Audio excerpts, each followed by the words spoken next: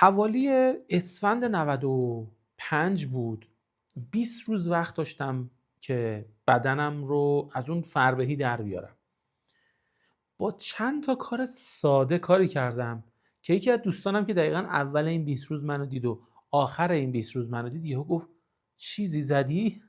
با تعجب فکر کرد مثلا من یه موادی چیزی استفاده کردم که اینجوری محسوس به چشش اومد که من وزن کم کردم. چی بود اون راهکارا؟ میخوام دقیقاً در مورد تکنیک های کاهش وزن که خیلی هاشم بدون خوردن و نخوردنه، یعنی چیز خاصی رو نمیخوام بگم بخورید یا نخورید، فقط میخوام یه سری آدابش رو عرض بکنم که رعایت اون آداب دقیقاً شگفت زده کرد. تازه یه سریاشو من بعداً بیشتر بهش رسیدم و گفتم اگه تو اون 20 روز انجامش میدادم نتایج عجیب غریب تری رو میدیدم. خب حالا میخوام دونه دونه برات بشمرم که چه اتفاقاتی رو رقم زدم.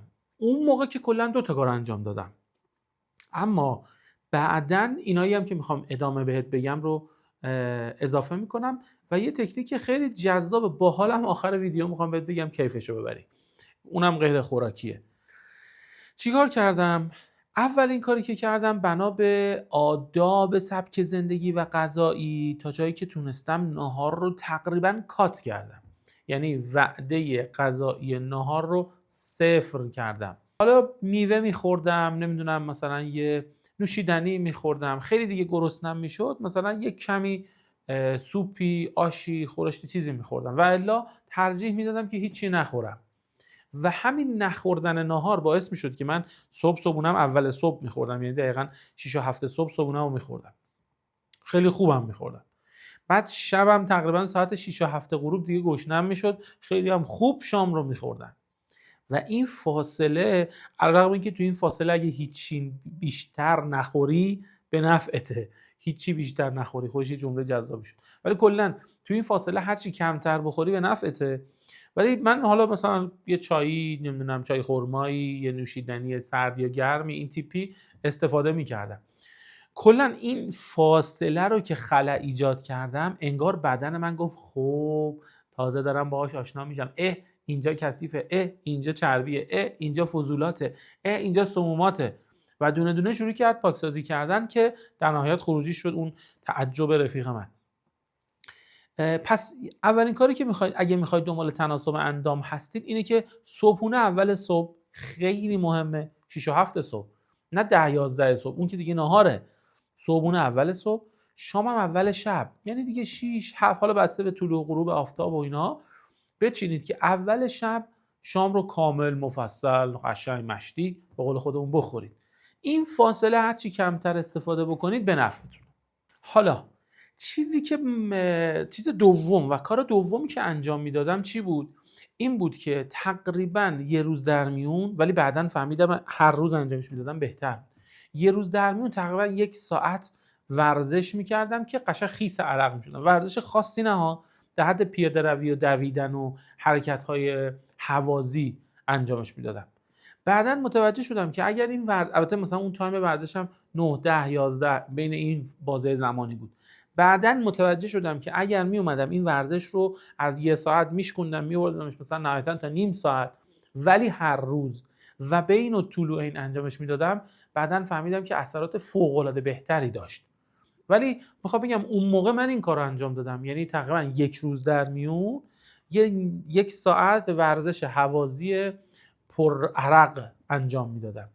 حالا پیشنهادم به شما اینه که شما هر روزش بکنید، بین الطلوعین باشه و یه نیم ساعت در حد پیاده روی تند که به نفس زدن بیفتین و لپاتون گل بیفته، و حالا اگه اونایی هم که تعریق میکنن قشنگ تعریق بکنن، بعدش هم بیان دوششون رو بگیرن، صبحونه‌شون مفصل بخورن، به کار زندگیشون برسن.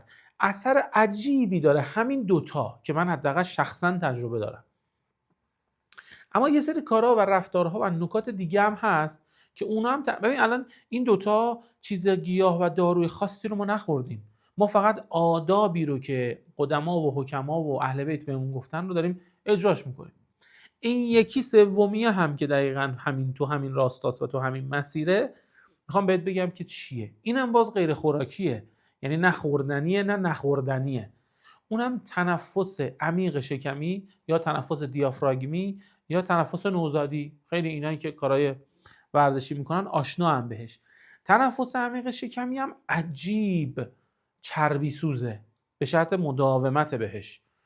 همون بین الطلوعین که گفتم بیدار شو و پیاده روی کن، همون تو اون پیاده رویه به اضافه تو طول روزت تو بیا 10 ساعت رو انتخاب بکن، از 24 ساعت 10 ساعت رو انتخاب بکن، تو هر ساعتش 10 بار اینجوری نفس بکش. همین یعنی روزی 100 بار تا 10 روز یا 20 روز هم اینو ادامش بده، یعنی میشه 1000 یا 2000 بار اینجوری تنفس. تو هم بازه 20 روزه که این کارو میکنی، نهار رو هضم میکنی، غذای بین صبحونه و نهار بین صبحونه و شام رو کم میکنی، پیاده روی روزانه رو داری، اینم بزن تنگش تو این 20 روز، ببین چه چیز عجیبی میشه. تو اون 10 ساعت در شبانه روز که هر ساعت 10 بار میخوای تنفس بکشی، چجوری نفس بکشی؟ تنفس ما معمولا میگیم نفس عمیق بکش، میگه نفس سینه رو میده جلو، در حالی که باید بشه شکم رو باید بدی جلو. وقتی میخوای نفس بکشی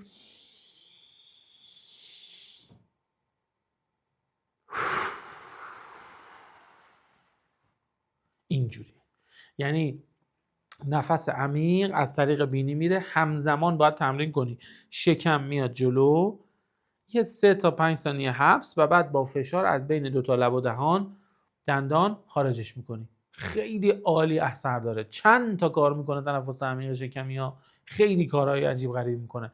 یه مسکن درد هم هست تازه همین تنفس عمیق شکمی، یه رفع استرس هم هست تازه، یه کمک کننده به زایمان طبیعی هم هست تازه. خیلی کارهای عجیب غریب میکنه. اما اون کاری که الان مد نظرمونه چربی سوزی و بالا بردن سوخت و ساز بدنه که اضافات و سمومات رو ببره.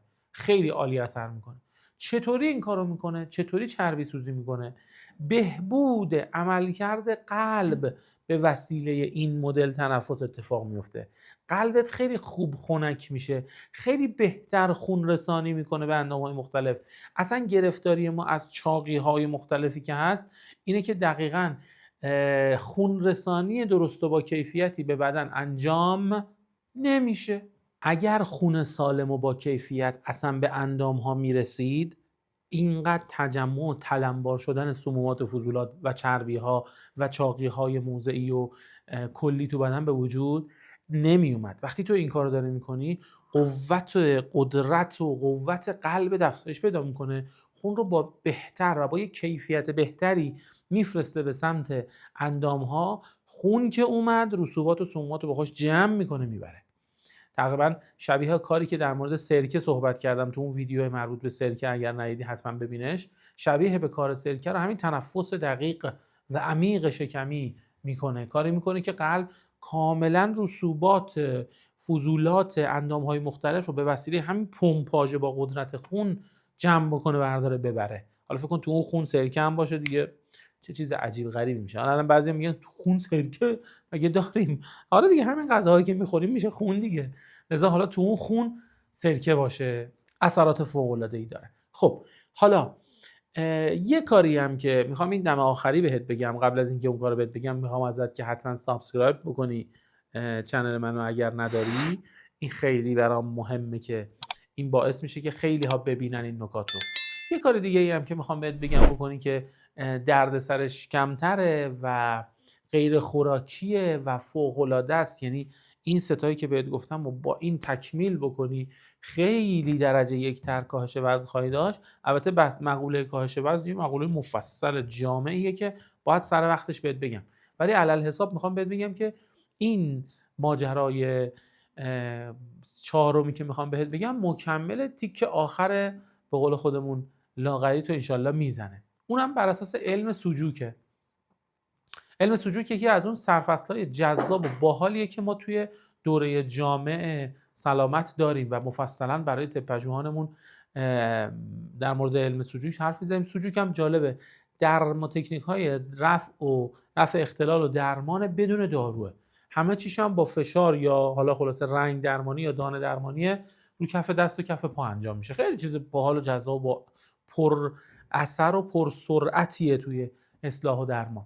اونم چیه؟ یه دونه این کشای سر که خانوما استفاده میکنن، یه دونه اونا میگیری، این محدوده کف دست اینجا یه طوری که نه خیلی سفت باشه که دستتو اینجوری کار بندازه، نه خیلی شل که هی بیفته. یه چیزی که چفت اینجا باشه، نه خیلی شل نه خیلی سفت. یه کش سبز میندازی. این کش سبز این محدوده دقیقاً میان تنه و شکم و قفسه سینه و این هاست. وقتی این رو تحت فشار قرارش میدی، شبیه این گنای لاغری هست که میپوشن، میگن به واسطه تحت فشار قرار دادن آروم تحلیل میره. منتها دیگه اینجوری مستقیم نیست، غیر مستقیمه، و چون غیر مستقیمه عارضه و عوارضش به مراتب کمتر از این روش‌های تهاجمی مستقیمه. این کار رو که انجام میدی خیلی فوق‌العاده عالی کمک میکنه به لاغریت، به شرط رعایت‌ها و نکاتی که قبلتر بهت گفتم اثرات فوق‌العاده‌ای داره. اگر هم دنبال لاغری هستی، اگر هم دنبال لاغری درست حسابی هستی، حتما اون ویدیوی مربوط به نمک رو ببین. نمک اگه تو غذاهات باشه، نمک طبیعی درست حسابی، خیلی میتونه کمک بکنه به عدم رسوب و سموم فضولات تو بدنت و طبیعتا اون چاقی ها و اضافه وزن ها رو مدیریت میکنه. ارادتمند شما استفاده کرده باشید از این ویدیو. یا علی.